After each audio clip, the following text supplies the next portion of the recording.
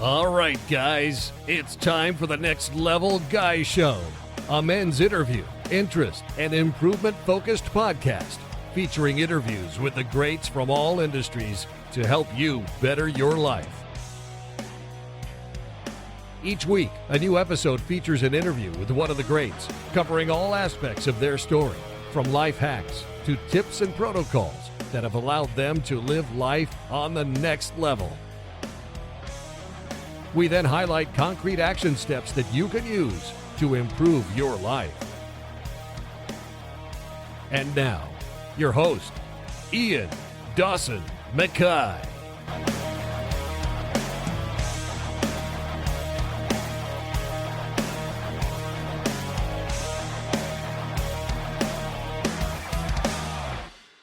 And today, the guest is Dr. John Delony. Dr. John Delony is a best-selling author, mental health expert, and host of the Dr. John Delony Show. He holds 2 PhDs and over 2 decades of experience in counselling, crisis response, and higher education. He's the author of the best-selling books Own Your Past, Change Your Future, and Redefining Anxiety. His new book, Building a Non-Anxious Life, is now available, and honestly, this is a game changer for how you understand and deal with anxiety in your own life. He's appeared on Fox News, Fox Business, and Today. He's featured on the Royal Simple and Fast Company magazines, as well as the HuffPost, and he's been a guest on the Minimalists podcast, the Jordan B. Peterson Podcast, and the Mind Pump Podcast. His goal is to help people navigate tough decisions, improve their relationships, and believe they're worth being well and loved. And now, let's get to the interview.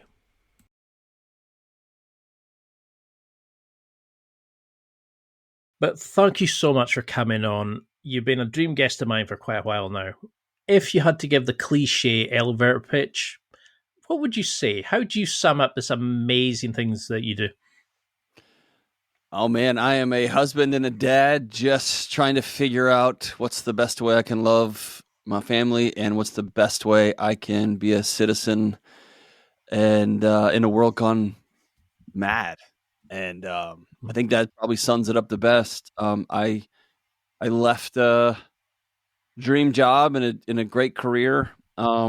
Honestly, to be able to look at my kids when it's all said and done, to say, "Hey, your old man threw his hat in the ring to try to make the world a little bit a better place." And some people do that as firemen, and some people do that as plumbers, and some people do that as carpet cleaners. And I chose to get right in the middle of a messy dumpster fire of a media ecosystem and see if we could provide some clarity and some calm peace to that madness. And so that's why I'm just a dad trying to figure it out too.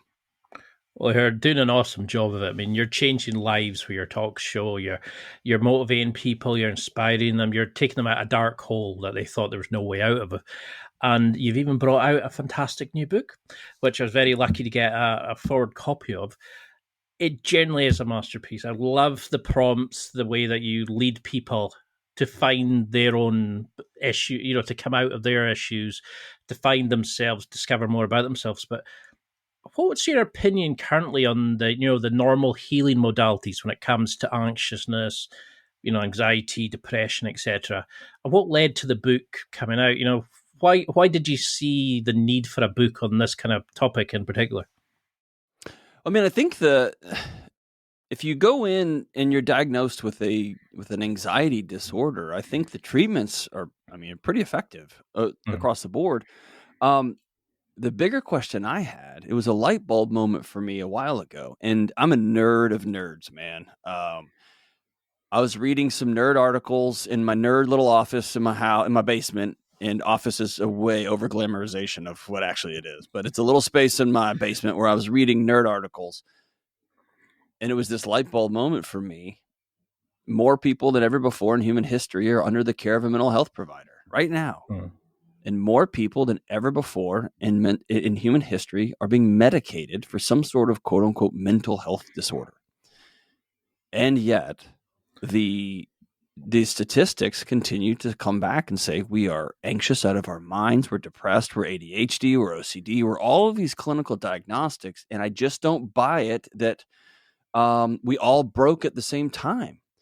And so the premise of the book really, and again, the mental health community, that's still my gang. That's my tribe. Those are my people. But I think the whole idea tends to rest on this notion that we're broken. There's something wrong with us. And if you're anxious, we can fix that. If you are depressed, we need to fix that. And so the book rests on a central premise. What if our bodies aren't broken? What if they're working exactly as they were designed to? And anxiety and depression and ADHD are responses to chaos and to unsafe environments. What conversations would I have to have then? Because as a guy who wants to make X dollars and I want to have a house that looks like this and I want to have a job and a position that looks like this, what do I do when my body says, hey, that's not for us? Or we can't go about it given the fact that you treat your body this way, you're not healthy, that your marriage is falling apart, that your kids don't want to be around you, that you don't have the social skills, or you find yourself lonely. What if our bodies are working exactly as they should? And so that was the central premise of the book. I don't think we're broken. I don't think that people are suddenly fell apart 150 years ago. I think we've created a world that our bodies simply can't exist in. And I've got 2 little kids, man. I have a vested interest in the outcome here. And so it was really me taking a step back and saying, I think we need to look at the problem differently. No, it's a great way of looking at it, because I've gone through depression. I've used fluoxetine. I've gone to CBT, talk therapy. And I remember sitting in, speaking to a psychologist, and she said, you're not your thoughts.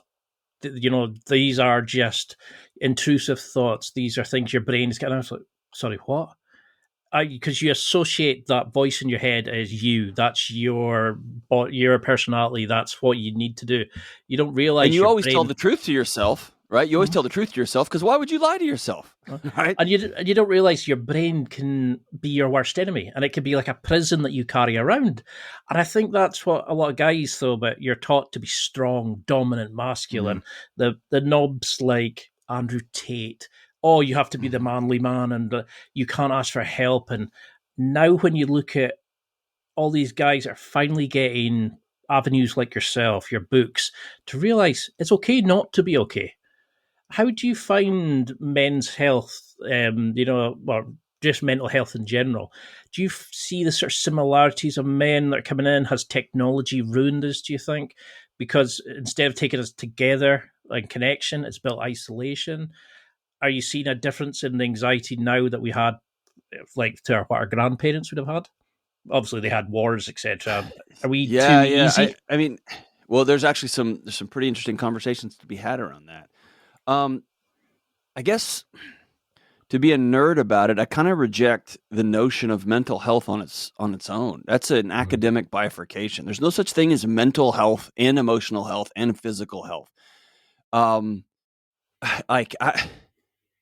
Man, I was trying to show off for myself the other day with a new fitness program, and my sleep was awful, and I was in a hurry because I had spent a little bit longer spending time with my daughter in the morning before work, and I raced downstairs in my little gym I've built for myself in my garage, and I was trying to crank out my workout and get it done as fast as possible, and I hurt myself pretty profoundly doing squats. I hurt my back, and I've always kind of rolled my eyes when people said I hurt my back. I'm like, oh, woe is you. Man, it's debilitating. I never had it happen. It's staggering, right? But here's the thing. That injury, someone's going to say, you need to go to a chiropractor. Well, actually, you need to go to a knee specialist because it's probably the way you're doing this. And it was man, we have just bifurcated and sliced and diced the human experience into so many little tiny squares. And then we outsource those to people who've gone to school for 100 years to look at this one problem through a magnifying glass. And I tend to step back and think, man, my problem started when I prioritized X over Y, right? When I was hustling and hurrying, instead of saying to myself, you know what? It was actually on a long arc, because I'm not training for the Olympics. Probably would have been better to spend that 30 minutes with your daughter because y'all were having a great morning, but you broke that short so that you could tell yourself to hit these goals, right? And so I think it's just stepping back and looking at this a bigger picture. it's very hard to quote unquote deal with depression when you feel like your body's failing you, when you feel like your body's not doing what you want it to do, when your thought machine is up and at 'em, when you've been abused your whole life and now you found yourself in another romantic relationship, when you get fired, when all of the news channels are telling you that everything is coming down and that your particular nation of choice is failing underneath. Like, it's hard for your body to work in that environment, right? And so when I think about anxiety worse as it ever has ever been,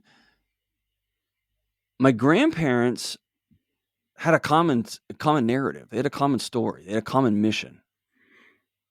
I often say that, peace is now just something people stitch on a pillow or write on a little plaque and they put it in their bathroom. My granddad fought Nazis, man. Like, he was a World War II veteran. I still don't fully know what he did. I think it was codes or so. I don't know. But it was him versus the Nazis. And him and his team, they had a common mission. They knew peace was not that, right? We don't have that anymore. No. We identify our tribes with who we all hate together. We have no common place that we're all trying to get to other than where we're trying to get is you not there. And our bodies aren't designed for that. Our bodies are designed for purpose. Our bodies are designed for camaraderie, community, team, tribe, and to all be working towards a common thing under some sort of common belief structure. And we have just nuked all of it. And so, our bodies are spinning in space, completely untethered. And it's a madhouse. And then the rise of, like you talked about, these internet figures that are telling a generation of exhausted, frustrated, anxious, depressed men, you know what you need to do is you need to rewind the clock about 250 years and be misogynist and flex a lot and ask the world to bend to your will. That'll solve it. And man, if you're an exhausted, depressed, anxious young man, that's pretty enticing. It's a pretty enticing trail, and it will end in a pile of bodies. It does every time. Just read a history book. Because it's the same thing, isn't it? It's like, oh, you don't have a warrior generation, so you're weak. And people that struggle, we don't know who to ask, so we follow somebody that looks manly, that plays up to the media representation of masculinity, etc. But then you start noticing, this isn't me. And I remember reading somewhere that depression is like your body saying it needs a deep reset of the character you've been playing. You need to find yourself. You need to be your true self. And I think that's what I really like about your book, where instead of just following like these pickup artists, that play a character, play a routine, you're actually telling people to do the inner work, face the demons and deal with it. How do you get people to start feeling that, understanding they can change, that they're not fixed mindset, that they're fluid, that they can change, and finding that confidence to start dealing with the emotional trauma, all the pent-up aggression, pent-up worry, emotion, deep-seated jealousy, etc.? How do you start moving that? I think you have to paint a picture, an honest picture of what life could look like. And not a Hollywoodized one, and not a Playboy pinup one, and not a Andrew Tate picture, because that's fantasy. It's John Wick. It's not real. So often the picture is this hyper masculine, hyper beef caked up. And by the way, I grew up in Texas. I've been around guns my whole life. It's not even like I don't understand.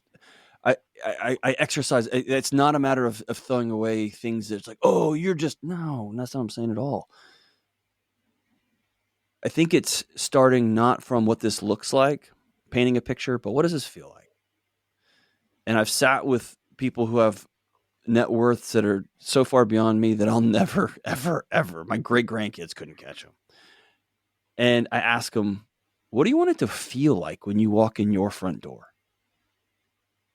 Not like, what do you want your wife to look like? And what do you want your house to look? What do you want to feel like? And almost to a person, they say something around the words of, I want there to be warmth. I want my home to feel warm. I want to walk in and not tense up. I want to drop my shoulders. And if you ask me, I want that resonates with me. I want to go home and be happy that I'm there. I want there to be laughter in my home. I want my wife to flick water at me when I walk by. I want my daughter to come running at me with a pillow and a stick, and I'm in some imaginary sword fight that I didn't even know I was in. I want to be able to throw a wet rag at my son, and he was in middle school, and he'd throw it back. And that's part of the ethos of our home. So what do I have to do in order for that to be true? And it's not go flex a lot, and it's not go earn $1 billion. Earning $1 billion might be a byproduct of solving a great need in my local community or in my country or in the world. Awesome. Knock your lights out, dude. But my promise is, if your goal is just to get a dollar amount, you'll get it. You'll figure it out, and you'll look around, and your kids aren't going to want to come home. And your wife will have had to carve out another life for herself because you cheated on her with ambition and you cheated on her with stuff, right? And so it's just asking yourself, what do you want your world to feel like, man? And I got to paint you a different picture. Does jealousy feel good? Yeah, for about 10 seconds. You feel self-righteous and powerful and strong.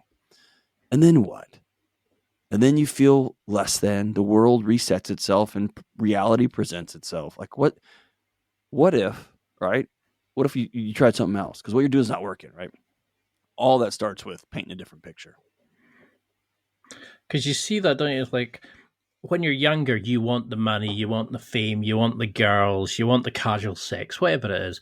But as you get older, you start realizing what's worthwhile in life. And I think that's the sad thing is we learn that at such a late stage. You know, we kind of learn that.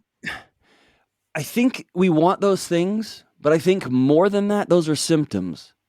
I think at a young age, especially young men, in a world that has completely abandoned them, I think we want to not feel like us. We don't want to feel so left out and crapped on, and we're the worst. We're the problem of every problem in the earth is because of us. And we don't want to be our dads because dad's too busy, or dad is wondering why mom doesn't like him, because the world has shifted underneath him and she has adapted and changed and he hasn't. We don't have a picture. So what we don't want to feel is lost and confused. And so what do? We go to Google now. We used to go to our older brothers or that cool kid in the neighborhood. The story's been the same throughout history. I need to not feel like this. What's the avenue? Sweet. Muscles. I'll get them. What's the avenue? Women. I'll get them. Right? What? Or just casual sex all the time. And what you find on the other side of that is that's just as hollow. It's just as hollow, if not more so, because now you have shame. You've got a trail of people you've hurt along the way. And so what if, and this is something I'm trying to break in my own home. What if my son knows that my dad is fair? I see my dad exercise every day. I see how my dad treats my mom. I know one thing. That when hell comes for me, my old man will be right there. What if my son could anchor into that and then rappel off the side of the world and go solve some of the world's big problems instead of sprinting over the side without a parachute, diving off because he'll show me? One of those is infinitely sustainable. The other one of those, man, congratulations, you got your medal. And I'm going to golf clap for you. And now you got a lonely 30, 40, 50, 60, and 70 until you die of a disease of despair because nobody wants to be around you. It's just a reimagination. And I don't think it starts with kids. I'm just not in the business of blaming kids. I'm in the business of blaming the adults in the room, myself included. Let's be about the change. And the change starts with relationship and modeling what healthy masculinity looks like, what healthy strength and healthy good men look like, right? That's where the conversation has to begin. That really hit home because it's partly why I started the podcast, because I didn't feel like I wasn't like these people that was, I'll go pick this girl, cocky, brash. And I started looking, going, that's not me. And I struggled for many generations, like just year after year. And when my nephew, the oldest nephew, was born, I realized that I wanted a better world for him. So I started to try to find these people, make a better self so I could be a better brother, uncle, etc. And now I love the fact I can introduce my audience, it sounds so pompous, to people like yourself who bring out these amazing books. I mean, you were the first person that mentioned how anxiety it's an alarm call that's shouting at you that something isn't right here. It's a message it's like a messenger to what's happening. It's not the actual problem. You go to a doctor, I'm anxious, they'll give you a beta blocker, on you go, because they haven't got the time to give you long-term checks and analyzation and all these sort of things. Do you find then that we don't understand anxiety for what it is, and that's why you needed to sort of explain it so beautifully in your book that guys we're dealing with the problem, not the actual message behind the problem? Yeah, I mean, I think it starts from people don't want to feel like this anymore.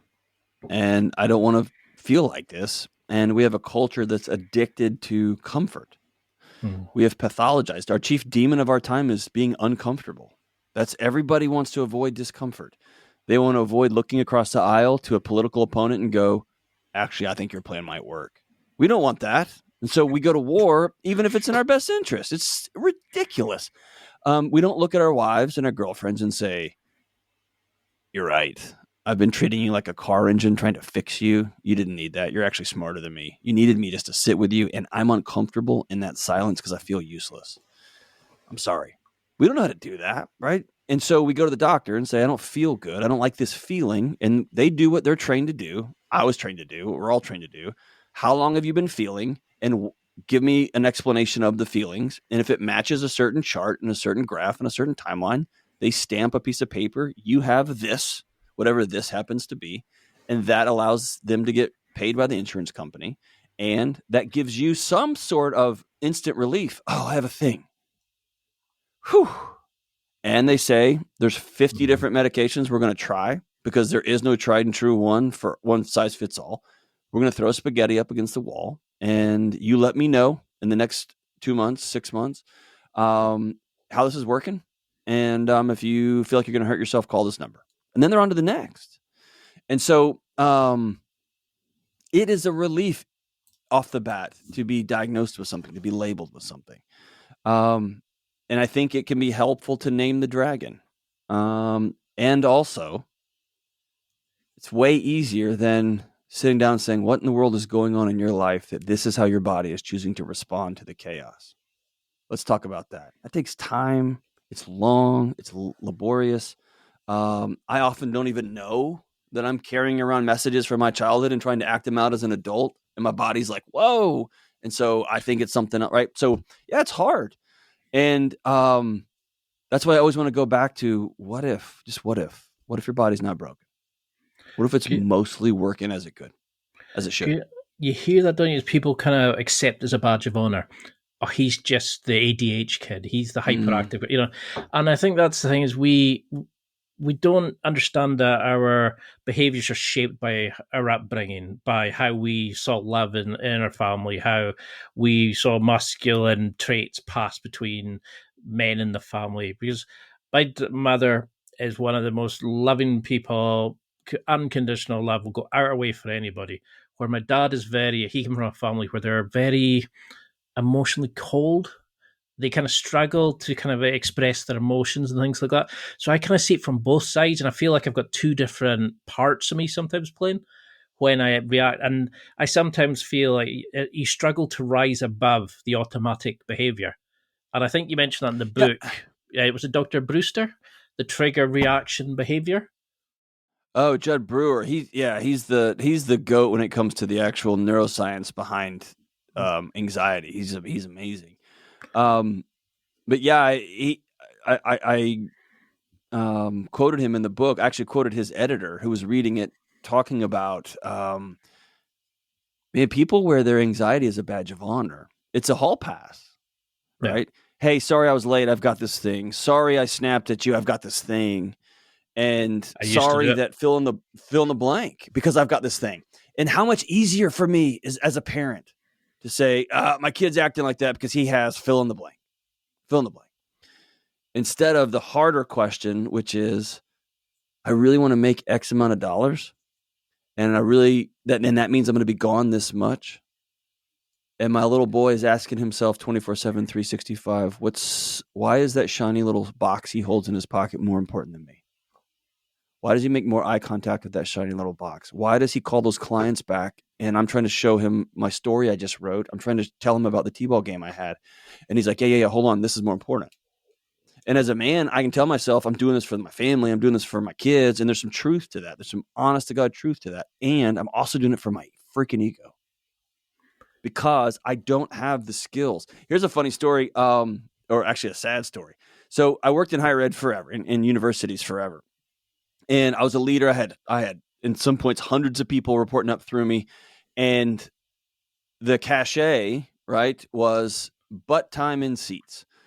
I need to be the first one there. I need to be the last one out. I was rarely the first one there, and that's a problem we're still working on, timeliness. But be seen a lot, and often I would stay very, very late, reading articles, getting caught up on emails, whatever. So I transitioned over to this company, and my boss Dave comes through. And it's 7:00 at night, and he did a late media hit, and he stops by and where my desk is, and he said, "What are you doing here?" I said, "Oh, I'm working on this mental health thing." I was reading a fancy article out of a fancy journal. I was doing something for my work. And he said, "Go home." And I laughed because I told my employees to go home too. Right after I gave them a big project due tomorrow, I was like, "Y'all should just go on home, see your families." And they're like, "Well, thanks, genius. You just gave me this project to do." But I said, "Oh, I will. And he goes, No. Go home." And then here's what he said. He said, "If you're no good there, you will be no good here. Go home." And I was like, whoa. And then a couple of weeks into going home and the workday was over, I realized I don't have the skills in my toolkit to be a dad from 5 p.m. to 7 p.m. I know how to come in at 7, stand up and eat my dinner that I missed because I was late doing quote unquote important things. And I know how to make some jokes with my son and wrestle around with my daughter and make sure everybody gets in bed. And I know how to do that. I didn't know how to just kick a soccer ball back and forth mindlessly forever. I didn't know how to help with math homework. I didn't know how to check grades. I didn't know how to do these things. And so I lied to myself and said, since I don't know how to do that, that's somebody else's job. I'm going to go do this thing. And work became my mistress, right? Work became my addiction. And so I think it's about stepping back and saying, what's the ultimate goal here? Do I want to make a great living for me and my family and change my family tree financially? Absolutely. I also have to know that if your dad hasn't called you and said he's proud of you, that call's not coming when you get $1 million. It's just not. If you think you can abandon your wife and kids in an effort to go make money and then circle back and be like, look, everybody, they will have created a life without you. Period. And so ask yourself at the end of the day, what really matters? What really matters? And yes, there are people who dedicate their life to the military. I've spent some time with Jocko. He's awesome. And he's exactly who he says he is. There's a group of men throughout all human history who have dedicated themselves to the preservation of a nation, to preservation of their families, and they go do amazing things. Awesome. And that comes at a cost. And so, I don't know. I could talk all day about this, man. You're asking some great questions. I think ultimately we have to ask ourselves, what are we doing? What are we looking for? And just remembering that whatever you get, you go with you. You will, if you don't like yourself with $50,000, you are not going to like yourself with 500,000, and you're going to be a lot more stressed and have a lot more issues. Because that's, I remember my mom saying that, is if you're not happy single, you're not going to be happy in a relationship. You know, 1, if you don't like yourself now, you know, you're not going to like yourself when as a millionaire. And I think that's the beauty of the book. There's literally a podcast worth of each topic. How do you judge then anxiety, the warning signs? How do you know what is suitable anxiety for growth, you know, to challenge, to mold, to evolve, to, you know, etc. And what is, whoa, that's a fire that needs to put out. It's not part of your personality. That's going to make you lonely, unhappy, suicidal, or potentially dead. How do we juggle between the two and understand what's a warning and what's a chance for growth? That's a great question. I'm going to give you a very countercultural answer, if that's all right. I love it. I don't think we are great judges of that on our own. And I think it's a fool's errand to pretend that I can enter into the war that is life and have no eyes in the sky. That's why, I mean, one of the most important starting places in the book and just in life is you have to have a group of people to do life with, period. And I know that we have created the loneliest generation in human history. And so for many of us, that starts with a therapist or a coach or a pastor. Great. I don't care. A teacher, an instructor. I don't care. You have to have somebody watching your flank. You got to have somebody at a 30,000 foot view watching from a satellite, seeing how you do life. And so I've got a group of men that I trust, and they're scattered across the country, a couple locally, several in my home state of Texas. And I've given them full permission. If you see me post something, if you see me say something, if you hear me on the phone, if we get together, you have permission. Not only permission, my expectation is you will call out my blind spots that I can't see. Because what I know is through the neuroscience, when my body detects threats, my critical thinking days are over. My body is in fight or flight or freeze. It's trying to keep me alive. It is not trying to decipher, is this good or is this bad? It just says, there's a bear over there, run, right? Or there's a bear over there, pick up a stick and let's go to war. And what your community will do for you is give you some nuance. Hey, man, whoa. That's not a bear. That's our friend. He just needs to shave, right? he's all right. And so for some of us, and this is the thing that is tough about diagnostic of anxiety. For some people, when they get really anxious, their mind goes blank. For some people, when they get really anxious, they just have those ruminating, looping thoughts that never, ever, ever, ever stop. Some people get that warmth feeling in their stomach and their body starts to slowly shut them down. Some people, when they get really anxious, they get really amped up and start speaking really fast and their heartbeat gets up. So everybody experiences it differently. Do you have 1 or 2 or 5 or 6 people that can say, yo, come over, we're getting nachos and a drink, you're not all right? Or we're going for a run, or we're going for a walk, or, hey, we're going to watch a comedy show and you're coming with us. That's what you got to have. And so I think the culture wants me to say, here's the 4 steps to know if you are. I think that's nonsense, man. You got to have a group of people that will reach out to you and love you enough to say, whoa. You're starting to be old, John, again. And we both remember this, dude. And it didn't end well. What's going on? You got to have that. Because I'm like that right now. I've kind of moved away from old friends who just want to go into the pub, but I've not found the people to replace that. And I've definitely, and because I'm doing the podcast, I'm meeting these amazing people, I created a scene of isolation. And a lot of people, there was a report, I don't remember where it was from, and it was like 70% of guys questioned had said they don't have a best friend. They don't have somebody that could go and speak to them, and pull them off the ledge, so to speak. Is there a way of starting to build that? Because, you've got the 6 amazing frameworks. You've got the mindfulness and all these sorts of things. But how do we start finding these people? If this is the key, how would you advise somebody to start finding somebody if they don't have that friends in their life right now? That was actually the book I was sitting down to begin to work on. Was there is no roadmap for 36-year-olds to go make friends, right? And I'll just, there's a reason why most of us guys, every time we get together with our high school mates or our college buddies, we just tell the same football stories over and over again, or the same remember that time you got drunk at the club and hit that dude and we all piled. You just tell the same stories because for most of us, that was the last time we were part of something bigger than ourselves. There's a reason why my military buddies all get together and they just all go back and start telling stories again from the past. Because when you are a part of a community that will literally take a bullet for each other, you train for that. And then you get out and you get a job selling software and you move into a suburban neighborhood and your neighbor is this dude in boat shoes and black socks pulling his trash cans down the sidewalk. And he's like, hey, your Ned Flanders neighbor. Dude, that's a Control-Alt-Delete, right? You know what friendship feels like. And even if, I think this is especially hard for folks who are transitioning out of dependence on alcohol. Some of those bar buddies, dude, they will go to jail for you, right? Some of them have gone to jail for you. Yeah. It's really hard to say, hey, this isn't a life that I want. I want peace. I want warmth in my home. I want to remember the nights when I go out. I want something different.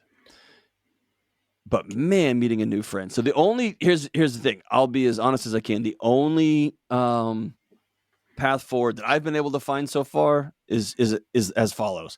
Number one, you have to go first.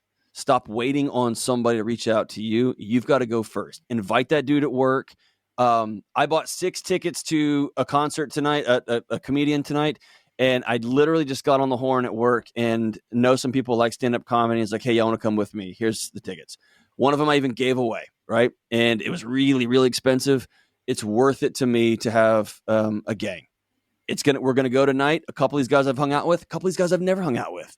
My guess is when it's over, we'll have all shared some great laughs. We'll have learned about each other, and I will connect a little bit deeper with 1 or 2 more. Like, oh, really? You vote like that? Oh, sweet. Me too. And we will begin to have that conversation. For others, I think men especially need to engage in some sort of action. The old saying, women make friends kneecap to kneecap and men make friends shoulder to shoulder. I think it's about, I'm going to sign up for a service project. Hey, I had some buddies in Texas. They did this rad thing. Every month, they would get together at somebody's house at 6 or 7 or 8 o'clock on a Saturday morning. And the rule was you put everything you need done, and 20 guys are going to show up and knock it all out. You need to change those outlets. You need to fix your bumper. You need to paint this back room. You need to level the yard. They would come and descend upon it. And what happened over the course of 6 or 9 or 10 months was everyone kind of started learning a little bit of basic electrical work. And most everybody got a pick, like, oh, that's how you change a tire. Okay. And whoever was still there at 2 or 3 in the afternoon when they were done, they got their name put in a hat and everybody drew a name out. And if whoever's name got drawn out, that's who they were there in a month. And so what happened over time, oh, by the way, you had to bring your kids because we had to model for our kids. Here's what friendship looks like. And here's what adults doing things with other adults. Here's what service looks like. Our kids don't have a picture of that. And so you'd have a house full of knuckleheaded kids and you'd have some beer and some pizza and you'd have a bunch of dudes doing a bunch of different things. And over time, you would be shoulder to shoulder with somebody this month and then next month and then the month after that. And then someone would finally say, hey, man, how's it going? And you could say, hey, man, my mom's got cancer. And now we're off to the races, right? And so I wish there was some big formula. Go first, be weird and uncomfortable, put yourself in wonky situations, and understand the fail rate will be very high. And you're worth it every time.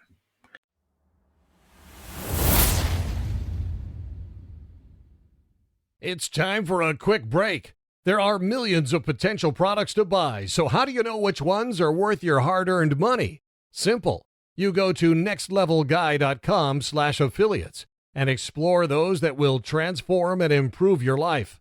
You'll find deals, listener exclusives, and special offers with some great companies. Recommendations are 100% honest and only on items Ian has tried or believes in. The companies showcased will make you a better man in all areas of your life. Simply go to nextlevelguy.com/affiliates and level up.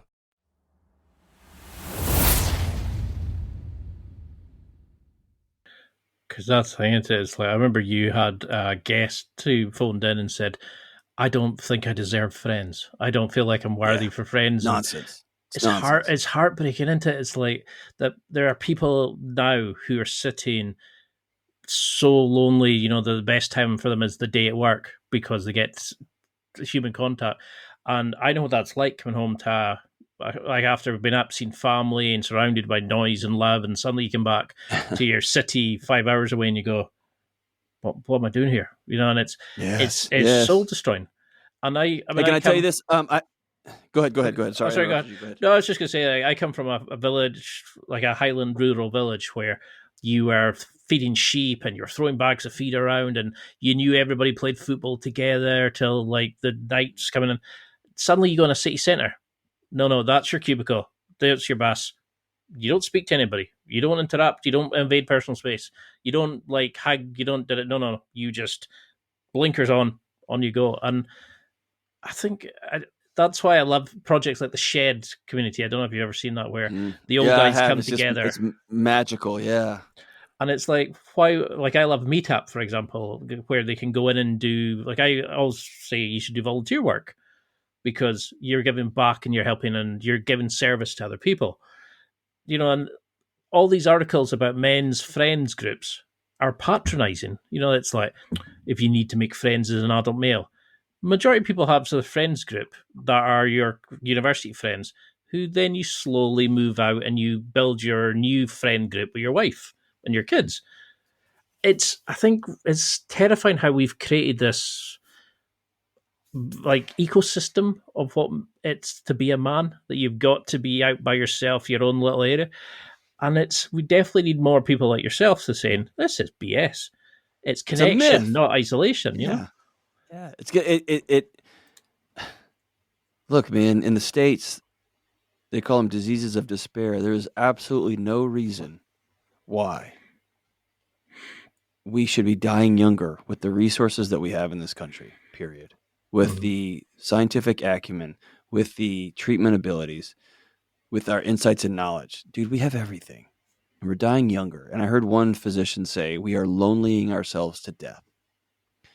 The idea, dude, I grew up in Texas. I understand this notion of figure it out and do it yourself. I get that idea. It's not real.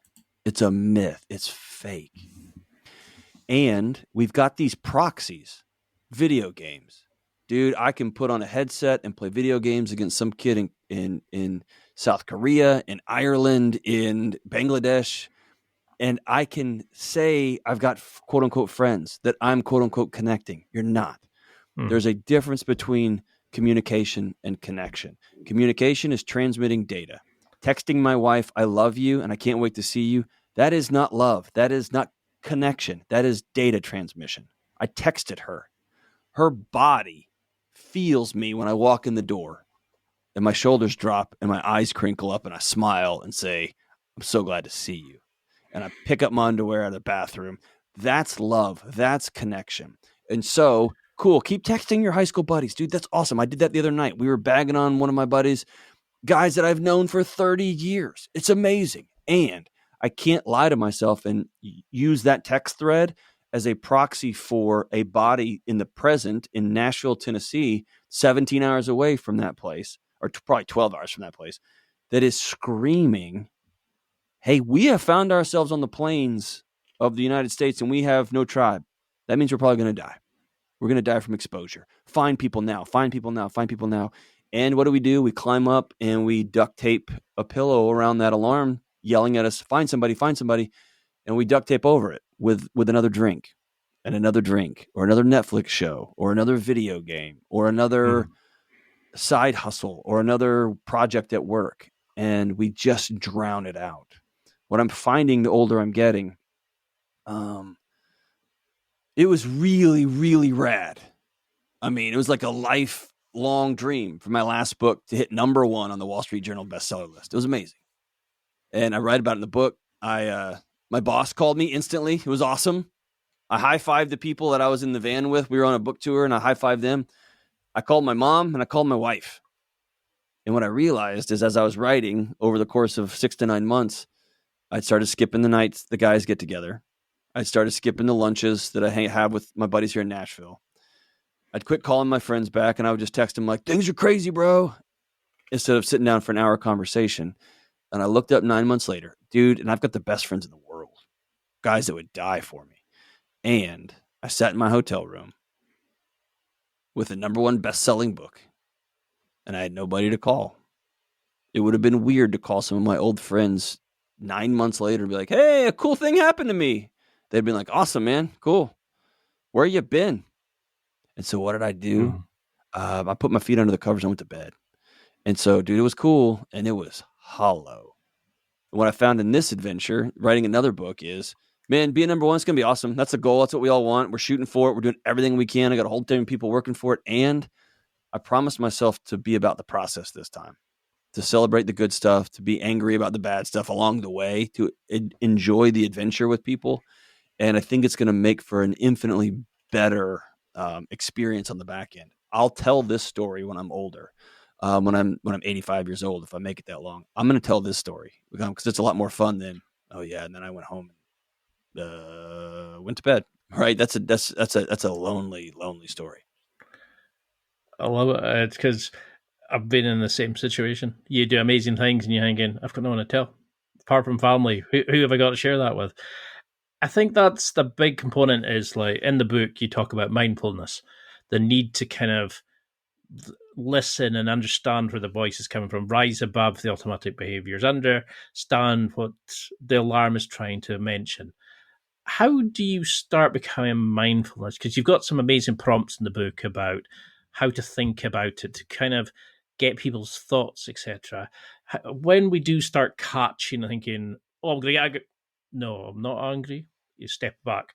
Oh, I'm jealous of so and so. Oh, wait, no, that's in social media. She's probably taken the photo 50 times.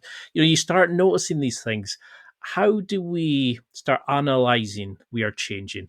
How do we start using the book as a kind of a starting block to start addressing these things? How would you want people to build the 6 areas into a framework for life to become mindful of what's happening, to give back to our communities, to find their tribes, to do these amazing things?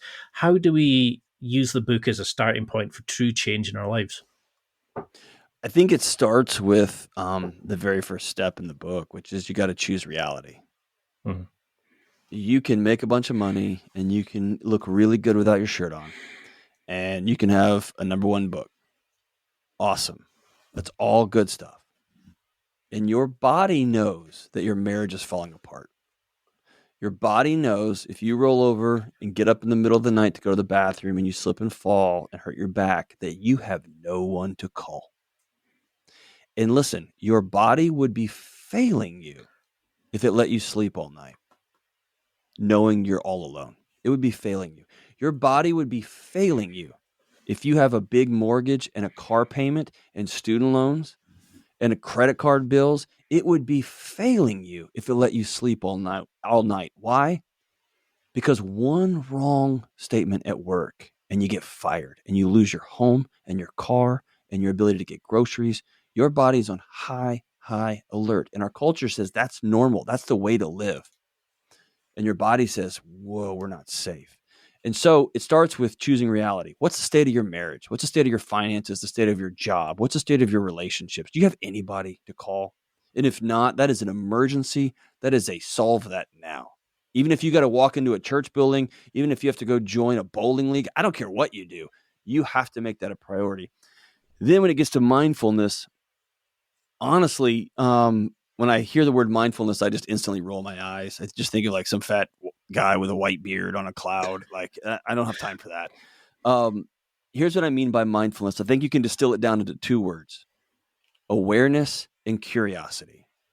Most men, most of the time, are going through life highly unintentionally and very judgmentally. We are on autopilot. We outsource everything. We outsource our rage to a political party. We outsource our fears to the internet. We outsource our job to some boss who is making way more money than we are because they took on all the risk because we were too scared to go try something on our own. Whatever the thing is, we outsource everything. Everything is unintentional. And then we judge everybody. That guy just cut me off because he's doing drugs and he sucks. That guy just did that because he votes for that guy because we don't know. And what we do with those stories, you may have heard me tell this. Think about the guy that cut you off on the highway. He just cut you off. You instantly grab the wheel really tight. Your forehead gets all red and you start either out loud or inside. That guy, the stupid millennial kid listening to his terrible house music, right? You crank like that guy sucks. He's going to kill somebody. That guy has no idea you're even behind him. No idea that you're mad. You are choosing a stroke. You're choosing cardiovascular issues. You are choosing a heart attack, right? Or that guy cuts you off and you grab the wheel tight and you instantly go, and you let go. You exhale. And you think to yourself, dear God, help him get to the hospital before his wife dies. And that story that you crank out leads you towards a lower blood pressure, a little bit more empathy, a little bit, an inch closer to humanity. And here's the thing. I get to pick that story. One of those is automatically I grabbed the wheel and got scared and pissed off and I started judging him. The other one, I instantly felt my body tense up and I was aware of it. And I asked myself, why is my body trying to protect me from a guy in a little Kia right in front of me, or in a Honda Civic that is low to the ground? And he went to the store, to the muffler shop, and was like, I want it to sound like this. Like, what? Why is my body trying to defend myself against that guy? And then I'm going to be curious. Because he cut me off and he's not paying attention. Maybe he's not paying attention because his mind is on his dying wife. I get to pick the story. Yeah. And so Judd Brewer, the anxiety guru, he said something really powerful. He said, this sort of shift in focus, it's really, really hard, because those internal dialogues, those internal automated responses, our body automates those things on purpose because we don't have time to think when it's trying to keep us alive. Those are hard. So a millisecond before you respond to your wife is a huge win. A millisecond before you look in the mirror and go, I'm disgusted. Hold on, whoa. I've been really busy lately. I'm aware. I can see that I'm not looking as good as I used to. I'm aware that I've put on 25 pounds. I'm owning reality. I'm choosing reality here. I'm going to be curious about that. Oh, man. I let work take over. I've let X, Y, and Z take over. I'm going to head back. I'm going to make a commitment to myself to head back. And then I'm going to be aware. I'm going to be curious, man. And one of those approaches, one of those paths is going to lead me. Here's what's beautiful. It's going to lead me to a mental and physiological and relational position to do the most amazing things for my community, for my family, for myself, for my friends.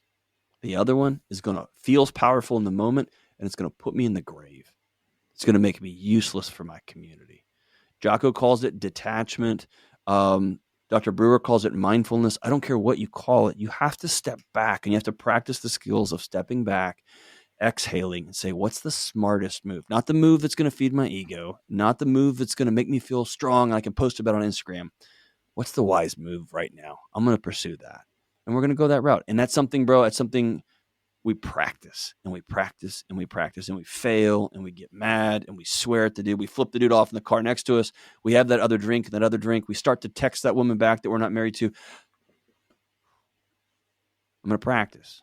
I'm going to start being aware. I'm going to start being curious. And my promise is, if you practice long enough, your default setting will begin to shift. And when something wild happens, your body actually, it drops. It gets slow. Things slow down. You're able to make good decisions in a moment of stress and chaos because you've practiced it. Because in the book, you do mention the need to do hard things. There's that chapter on belief where you mention that you don't care people's religious beliefs, but it's to understand that there's like a higher purpose to you doing stuff. Do you think that's maybe something that would help so many people? We are kind of consuming, because when I stopped just endlessly going through collecting, blog posts and videos about how it could be fixed, and I actually just went out and exercised, helped my grandpa with his shed, actually started doing things, because I love that quote, create, not consume. I always, if I'm struggling with intrusive thoughts, jealousy, anger, I go to a jiu-jitsu class, or I create a blog post or a snippet video of a podcast. Do you think that's what guys need to realize, is to do the hard work, to do the steps, and have a mission outside of themselves to realize we're here to give back to the world, to make it better for their currently and future generations? Yeah, there's two important things I want to touch on here. Number one, what you just said, yes. How many of us have spent more time researching the next workout plan than just going to get the freaking workout done, right? We would have been done. We would have already been finished by now. How many of us have researched the perfect, how to be, spot the right girl and how to find the right date? Just go call somebody. Just get on the phone, man. Just swipe right if you have to. Just go, right? Yes. How do I make friends? Just say yes. I'll show up. Right? So I think we have a cultural addiction to data, to more data. And as our microscopes have gotten more and more finite, and I'm saying microscopes metaphorically, we don't wait every quarter to see how Apple did. Now, because of technology, we have a minute-by-minute performance algorithm for how they are doing at 4 p.m., at 4:01 p.m., 4:02 p.m., And we think that that's providing us with more insight. It is not. It's making us insane. Trends tell the story, not these little micro moments. And we get really excited and really sad, really excited, really sad, and we miss the forest for the trees, right? We're so obsessed with each little piece of bark on every tree, we don't realize that the forest itself is sick, or that the forest itself is doing amazing, right? So we have this cultural addiction to more data. Get off the blog posts and go create something awesome. Go rake your neighbor's yard. You're feeling low, go rake your neighbor's yard. Charge them nothing. Just go rake it for no other reason. Go to a local food pantry and just start filling bags. Just go, right? So that's number one. The second thing about belief, it is about service, but it's deeper than that. Everyone from Jordan Peterson to Esther Perel, all across the political aisle, all across deep thinkers from psychologists to theologians and everybody in between. For all of human history, people walked outside of their tents and they fell to both knees and they looked to the sky and said, "Dear God, please rain." Or "Dear gods, please rain. Because if it doesn't rain, my kids die." And over the last 150 or so years, we've created a world where we've solved many of the problems that have been plaguing humanity for all of human history. You can pull out your cell phone and literally punch a button and food will show up at your front door. Already cooked. It's done. You can get a date too, delivered. Yeah, to you your can have a date delivered. That's right. You can have a mate. That's right. Used to, you had 3 or 4 potential mates in your little tribe, and now you have everyone on planet Earth. Swipe right or swipe left, right? We have little knobs in our house that just pump clean drinking water into our living rooms, into our bathrooms. We have a button that we push that takes away our poo and pee, for God's sake. And in solving for these things, which, by the way, I'm super grateful for food delivery and for clean water in my home and for waste management. Dude, what an amazing time to be alive. And solving for those problems have made us very, very arrogant, that the world now revolves around us. And if you look at some of the tenets of psychology, some of the great theorists, the goal of doing all the quote unquote hard work was self-actualization, that you finally become the shining beacon on the hill. And I think if we look around our world, we're there. We're self-actualized. We have everything. And we're finding out in real time with very chaotic consequences, the self can't hold. The self was never designed to hold up the universe. What does that mean? In an age of sarcasm and pessimism and eye rolls and great religious tragedies that go on behind closed doors, I'm thinking of like the abuse scandals and things like that. It's been very easy to take our arm and wipe off the table any sort of religion, any sort of belief in God or a higher power, or whatever you want to call it, and say that's for children, that's for fairy tales. As for me and my house, we worship the scientific method and we worship muscles and might. We're heading forward. And I'm going to tell you, your body over centuries has evolved to take a knee to something bigger than itself in service and in reality. And so me and my family, we follow Christian practices. That's who we are. That's the belief structure that guides our house. Great. I've got friends who are atheists. I got friends who are Jewish. I got friends who are Muslim. I don't care what your belief system is.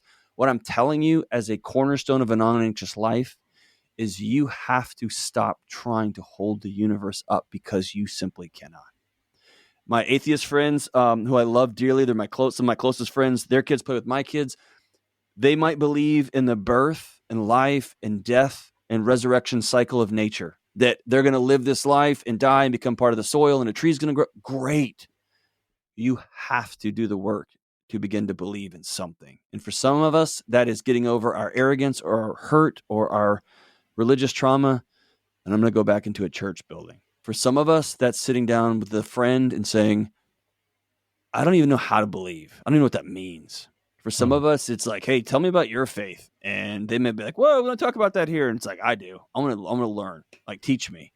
Whatever it is, it's about opening your hands up and saying, dear God or dear gods, please reign, because the world doesn't revolve around me. Usually, if you do that, that leads you to a life of service for your community and beyond. But I think the starting point is a place of humility. I'm not the center of the universe. I can't believe we've been talking about an hour. It feels literally 10 minutes. I've got to do a round two because there's so much from the book. There's probably a chapter per podcast, like in there. Something I did notice was that as I was reading it, it gave me such sort of hope and kind of explained things. And I knew that with 2 chapters, I already purchased your other book, Owning Your Past for a Better Future. Thanks, man. Yeah. To me, that was just like, this guy gets it, he understands it. And how did writing the book, because you're very personal in this book, you give like very potentially damaging stories out about yourself and what happened in the past, and it's a very vulnerable thing to do, but you're open and you're honest, and I know it'll help people. But how did this help you kind of come to terms with that? And since you become a father, how have you understood anxiety and these kind of issues to then help your kids not, I don't want to say relive, to avoid your mistakes, but to understand them so they can make better decisions in the future? Yeah. So I'll butcher the quote, but I always love to roll back to the great C.S. Lewis quote. The definition of friendship is, oh, really? I thought I was the only one. And now our picture of friendship in the modern era is through a glass darkly, right? It's I'm going to curate my life, what I allow you to see. And so I'm going to make sure you only see the best pictures. I'm going to make sure you only see the bright spots. I'm going to make sure, even my closest friends, I don't call them and say, hey, dude, I'm worried about my light bill. I call them and say, hey, dude, I'm number one, right? And I think that shiny imagery is hiding a bunch of people that aren't waving, they're drowning, right? And so I think the time is now for a generation of leaders and people who have some sort of visibility, whether you are the head of a 12-man plumbing crew, or you are a political leader, or you're an author, whatever, somebody with a quote unquote expertise, to open the curtain and say, hey man, I'm trying to figure this out too. I don't have it all together. I know intellectually the path, and also I'm caught off guard by how much it hurts when my 7-year-old daughter says something, right? I was caught off guard by that. I can lift a lot of weights, and I did jujitsu for a lot of years. And dude, my 7-year-old daughter just cut me to the core, man. Like, and that wasn't in the guidebook, right? Yeah.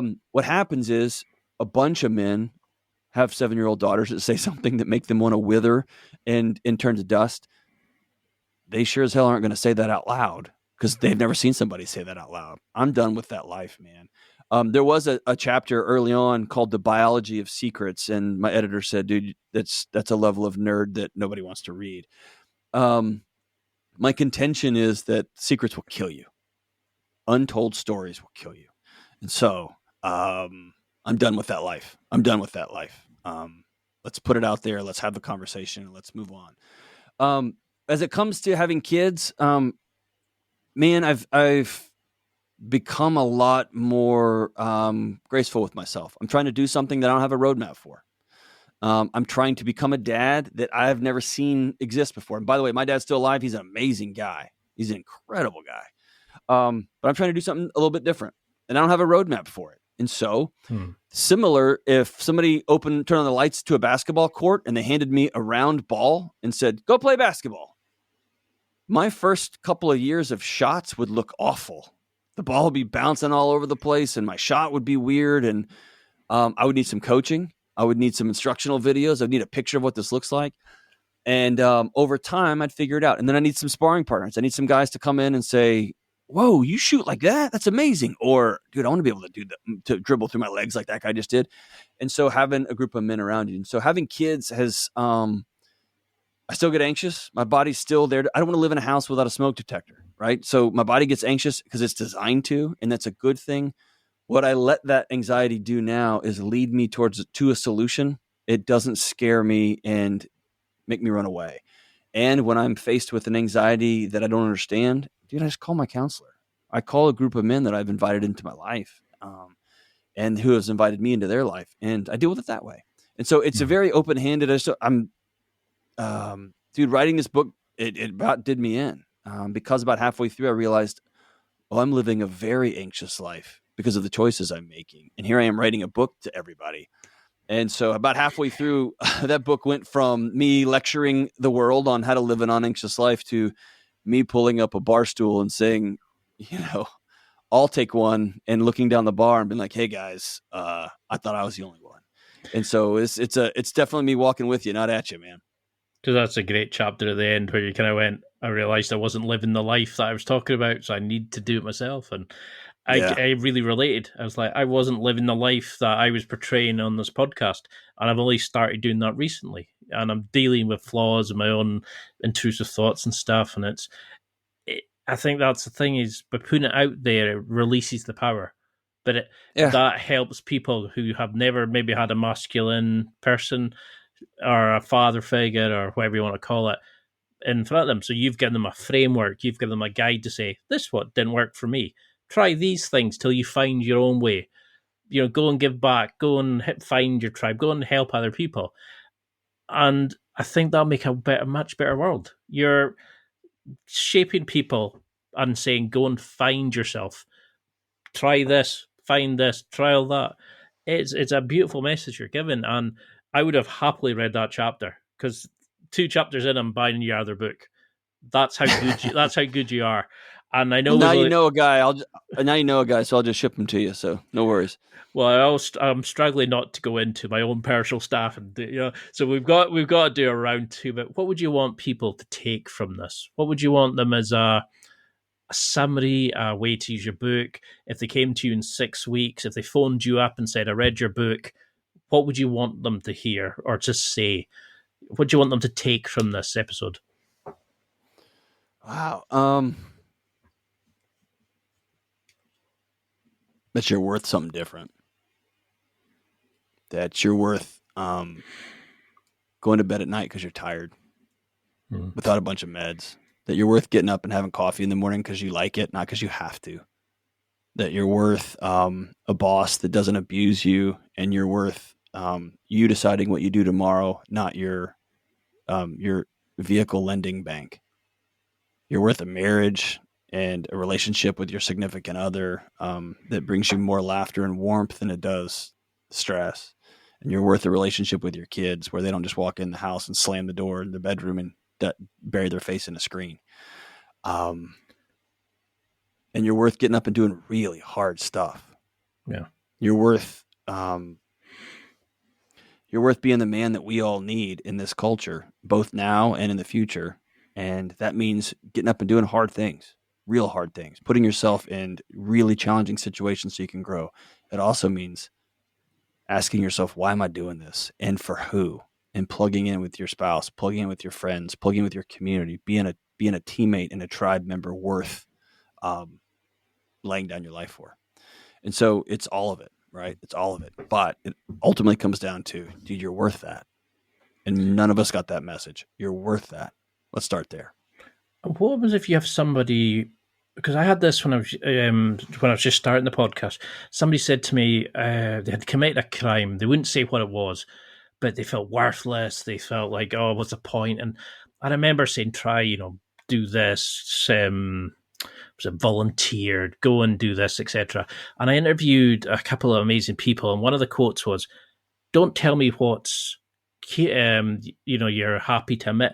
Tell me what keeps you awake at night, that you're terrified to admit.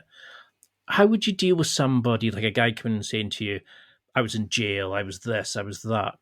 Because the nomadic paddler I interviewed, he said, people feel that when you go to jail, you're a prisoner, and that's it. You can't change, you become a number. It's like a self-fulfilling prophecy. You're going to just commit crime after crime and go back in. How do we start changing people to believe that no matter how bad it was, you have a future, you have a role to play in society? Have you come across guys that struggle with that? Yeah. Oh, all of us do, man. And it might be a crime. It might be the way we treated somebody when we were 12. I'm still haunted by an interaction I had in a middle school cafeteria. where a young girl poured her heart out to me, and dude, if I could go back and have that back, you know what I mean? And that's just one of a long line. That's not a crime. Still haunts me. Still haunts me. And so, because I've got some voices in my head that I heard when I was 12 that are still rattling around, right? And so, I think you have to pull your headphones out, to be honest with you, because we live in a culture that is so disempowering. You are the worst thing you've ever done. That's who you are. Or you're the worst thing that ever happened to you. You were sexually abused. You were born the wrong color in the wrong part of town. You loved the wrong way. You will always be less than. Always. And somebody's got to come get you because you're less than.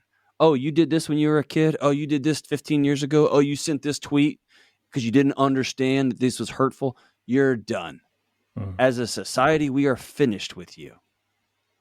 And so I think you have to pull your headphones out because that's the cultural air we breathe. And you have to get around other people, sometimes just one or two. And you have to look in the mirror. You have to put both hands on the sink and you have to look into the mirror and say the words, I'm not the worst thing I've ever done. And if I go through my trauma history, there's probably a context there. I'm not the worst thing I've ever done. I'm not the worst thing that ever happened to me. And I am worth being loved. You might, because of what you did, have to reconcile that behind bars for the rest of your life. Okay. Your wife might still leave you if you cheated on her. Your kids, if you were abusive, they may for years and years and years and years not find you a safe person to be around. Okay. Every time I've sat with somebody, Ian, over the years, no matter how hard it is, a child passed away, marginalization, racism, poverty, whatever the issue is, we almost always land on this same question. So what are you going to do now? And what we know about psychology and what we know about theology and what we know about the human mind is you can't flog it. You can't beat it down. You can't shame it into action. You just shut it down and you force people to fight you. And I'm done with that world. I'm done with that world, man. You have to believe, even if you're faking it till you make it at the beginning, I'm worth being loved. And I've got to find a path back to becoming lovable. I am worth a peaceful life. It took me and my wife 15 years to pay off our debts. 15 years. We dug ourselves quite the hole. And by we, I mean mostly me. Dug ourselves an impressive hole. It took 15 years. Decade and a half. It was not a quick trip. But she was worth it. I am too. And now I decide what I'm going to do tomorrow, not the bank. Right? That's a different proposition. Sometimes it takes 15 years. Sometimes you're going to be reconciling with what you did for the rest of your life. So be it. And you're still worth being loved.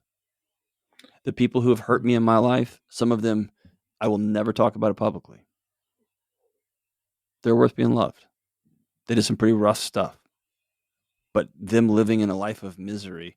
You know, you might edit this out, and so that's fine if you do. I remember the woman, and her name escapes me, and I'm so sorry. She was the woman who sent the first Me Too tweet, the very first one that said Me Too, and kind of launched that whole movement, the sexual assault movement here in the States. The not the sexual assault movement, but the Me Too movement. That happened to me too, and that happened to me too, and these just countless women coming forward and saying what happened.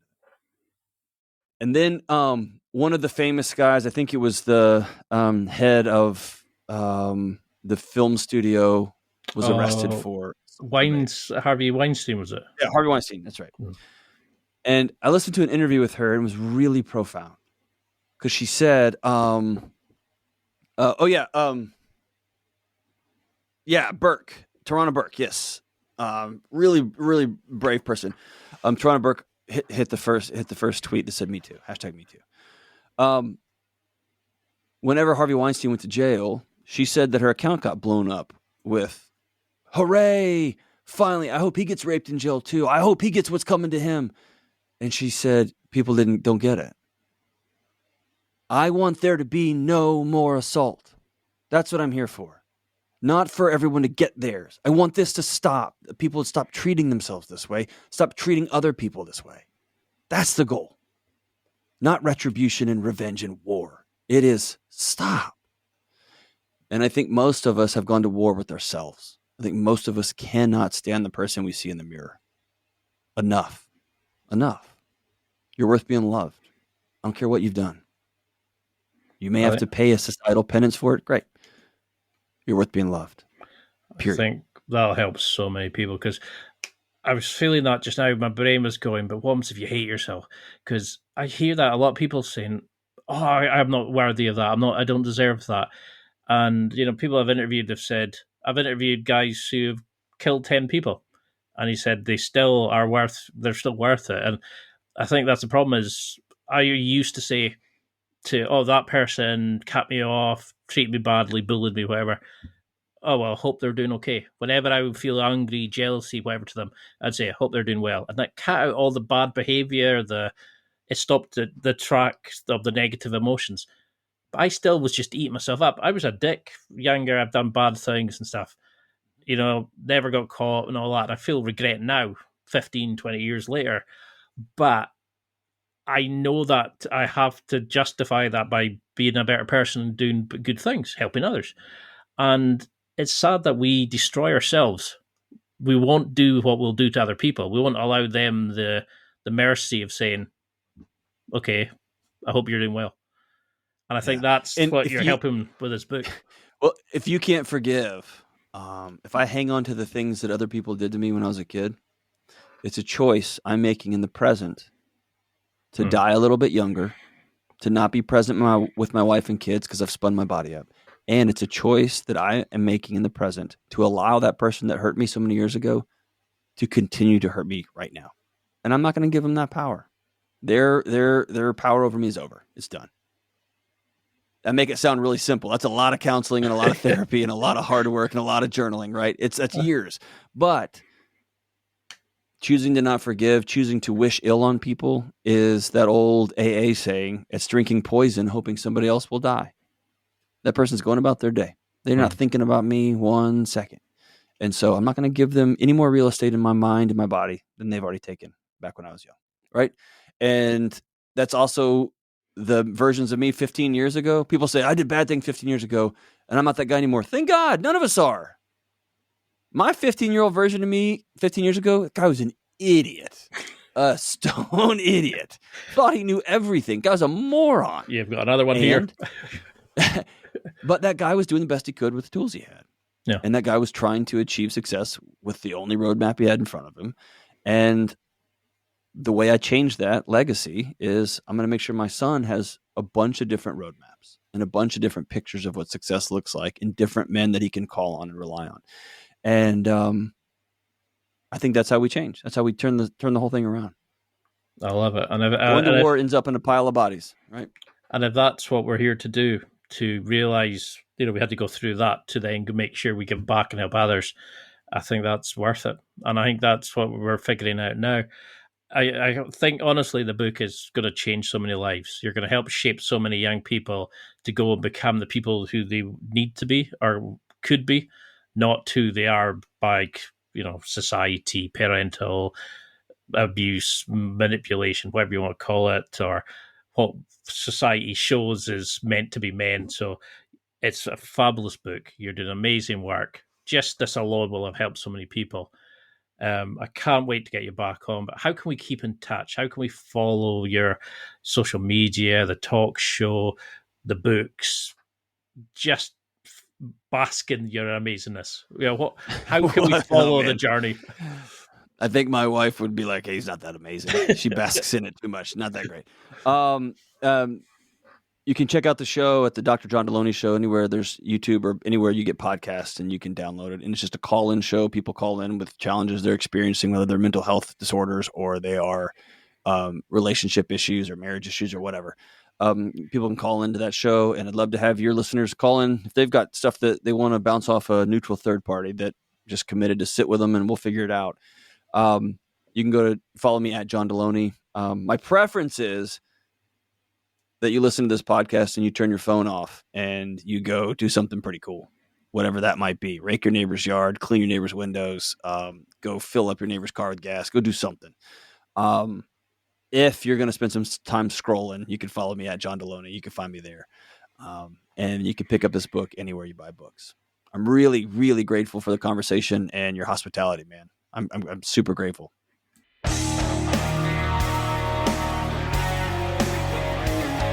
Well, that's it for another week, and thank you for listening. It's now time to take what you've learned and use it to develop and enhance your life with the key points mentioned. Listen, try it, embrace it, use it, and crush it. Now's your time to hit that next level in your life. If you liked this episode, then please leave a comment on the show notes or a review of the show on your podcast platform. Everything helps evolve the show. Until next week, keep seeking the next level in your life.